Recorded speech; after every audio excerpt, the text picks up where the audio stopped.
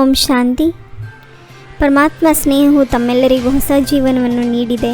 ಈ ಸ್ನೇಹದ ಶಕ್ತಿ ಎಲ್ಲವನ್ನು ಸಹಜವನ್ನಾಗಿ ಮಾಡುತ್ತದೆ. ತಂದೆಯ ಸ್ನೇಹವು ಛತ್ರಛಾಯೆಯಾಗಿದೆ. ಬಾಬಾರವರ ಛತ್ರಛಾಯೆ ಒಳಗಡೆ ಯಾವುದೇ ಮಾಯೆಯ ನೆರಳು ಬೀಳಲು ಸಾಧ್ಯವಿಲ್ಲ. ಸಹಜವಾಗಿ ಮಾಯಾಜೀತರಾಗಿ ಬಿಡುತ್ತೀರಿ. ಸ್ನೇಹದ ಹಿಂದೆ ಏನೇ ಸಮರ್ಪಣೆ ಮಾಡುವುದು ಸಹಜವಾಗಿ ಬಿಡುತ್ತದೆ. ಈಗ ಬಾಬ್ದಾದ ಎಲ್ಲ ಮಕ್ಕಳಿಂದ ಇದನ್ನು ಬಯಸುತ್ತಾರೆ, ಏನೆಂದರೆ ತಂದೆಯ ಪ್ರೀತಿಯ ಗುರುತು ಸಮಾನರಾಗಿ ತೋರಿಸಿ ಸದಾ ಸಂಕಲ್ಪದಲ್ಲಿ ಸಮರ್ಥರಾಗಿರಿ. ಒಂದಾಗಿದೆ ಸ್ನೇಹದ ಸಾಗರನಲ್ಲಿ ಮುಳುಗಿ ಹೋಗುವುದು ಮತ್ತು ಎರಡನೆಯದಾಗಿದೆ ಸ್ನೇಹದ ಸಾಗರನಲ್ಲಿ ಸ್ವಲ್ಪ ಸಮಯ ಮುಳುಗಿ ಹಾಕುವುದು. ಆದ್ದರಿಂದ ಸಹಜವು ಕಷ್ಟವಾಗಿ ಬಿಡುತ್ತದೆ. ವ್ಯರ್ಥ ಸಮರ್ಥರಾಗಲು ಬಿಡುವುದಿಲ್ಲ ಮತ್ತು ಎಲ್ಲಿಯವರೆಗೆ ನಿಮಿತ್ತರಾದ ನೀವು ಮಕ್ಕಳು ಸದಾ ಸಮರ್ಥರಾಗುವುದಿಲ್ಲವೆಂದರೆ ವಿಶ್ವದ ಆತ್ಮರನ್ನು ಹೇಗೆ ಮಾಡುವಿರಿ? ಈಗ ಕೊನೆಯಲ್ಲಿ ಬಂದಿದ್ದರೂ ಮುಂದೆ ಹೋಗುವ ಪ್ರತ್ಯಕ್ಷ ಪ್ರಮಾಣ ತೋರಿಸಿ. ಹೇಗೆ ಈ ದಿನ ಸಮರ್ಥ ದಿವಸವಾಗಿ ಆಚರಿಸಿದ್ದೀರಿ, ಹಾಗೆ ಪ್ರತಿದಿನ ಸಮರ್ಥ ದಿನವಾಗಿರಲಿ.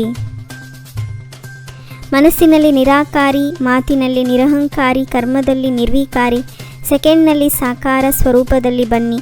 ಸೆಕೆಂಡ್ನಲ್ಲಿ ನಿರಾಕಾರ ಸ್ವರೂಪದಲ್ಲಿ ಸ್ಥಿತರಾಗಿ. ಈ ಅಭ್ಯಾಸ ಇಡೀ ದಿನದಲ್ಲಿ ಮತ್ತೆ ಮತ್ತೆ ಮಾಡಿ. ಯಾವುದೇ ಕೆಲಸ ಮಾಡುತ್ತಿದ್ದರೂ ಸಹ ನಾನು ನಿರಾಕಾರ ಆತ್ಮ, ಈ ಸಾಕಾರ ಕರ್ಮೇಂದ್ರಿಯಗಳ ಆಧಾರದಿಂದ ಕರ್ಮ ಮಾಡುತ್ತಿದ್ದೇನೆ. ನಿರಾಕಾರ ಸ್ಥಿತಿ ಕಾರ್ಯ ಮಾಡಿಸುವಂಥ ಸ್ಥಿತಿಯಾಗಿದೆ. ಕರ್ಮದ ಬಂಧನದಲ್ಲಿ ಮುಳುಗುವುದರಿಂದಲೇ ಸಮಸ್ಯೆಗಳು ಬರುತ್ತದೆ. ಇಡೀ ದಿನದಲ್ಲಿ ಚೆಕ್ ಮಾಡಿಕೊಳ್ಳಿ, ಮಾಡಿಸುವಂಥ ಆತ್ಮನಾಗಿ ಕರ್ಮ ಮಾಡುತ್ತಿದ್ದೇನೆಯೇ? ಹೇಗೆ ತಂದೆ ಕರ್ತವ್ಯವನ್ನು ಮಾಡಿಸುತ್ತಾರೆ, ಹಾಗೆ ನಾನು ಆತ್ಮನೂ ಸಹ ಕರ್ತವ್ಯವನ್ನು ಮಾಡಿಸುವವನಾಗಿದ್ದೇನೆ. ಆಗ ಕರ್ಮದ ಬಂಧನದಲ್ಲಿ ಸಿಕ್ಕಿಕೊಳ್ಳುವುದು ಅಲಿಪ್ತರಾಗಿರುತ್ತೀರಿ. ಸೇವೆಯ ಅವಕಾಶ ತೆಗೆದುಕೊಳ್ಳುವುದು ಅರ್ಥಾತ್ ಪುಣ್ಯವನ್ನು ಜಮಾ ಮಾಡಿಕೊಳ್ಳುವುದಾಗಿದೆ. ಆಶೀರ್ವಾದ ಜಮಾ ಮಾಡಿಕೊಳ್ಳುವುದು. ಈ ಆಶೀರ್ವಾದ ಅಥವಾ ಪುಣ್ಯ ಅಧಿಕ ಲಿಫ್ಟಿನ ಕೆಲಸ ಮಾಡುತ್ತದೆ. ಸದಾ ತನ್ನ ಈ ಭಾಗ್ಯವನ್ನು ನೆನಪಿಟ್ಟುಕೊಳ್ಳಿ. ನಾನು ತಂದೆಯನ್ನು ಅರ್ಥ ಮಾಡಿಕೊಂಡೇ, ಬಾಬ್ದಾದ ಹೇಳುತ್ತಾರೆ. ಒಂದಾಗಿದೆ ಸೀದಾ ಮುಖ ವಂಶಾವಳಿ ಮತ್ತು ಎರಡನೆಯದು ಸಂಕಲ್ಪದ ಮೂಲಕ ವಂಶಾವಳಿ. ಇಡೀ ದಿನದಲ್ಲಿ ಯಾರು ಬೇಜಾರು ಮಾಡಿಕೊಳ್ಳಬಾರದು. ಆಶೀರ್ವಾದಗಳನ್ನು ತೆಗೆದುಕೊಳ್ಳುವುದು ಇದು ಫಸ್ಟ್ ಕ್ಲಾಸ್ ಪುರುಷಾರ್ಥವಾಗಿದೆ. ಶರೀರ ಹೇಗಿದ್ದರೂ ಸರಿ, ಆದರೆ ಆತ್ಮ ಶಕ್ತಿಶಾಲಿ ಆಗಿ ಇರಲಿ.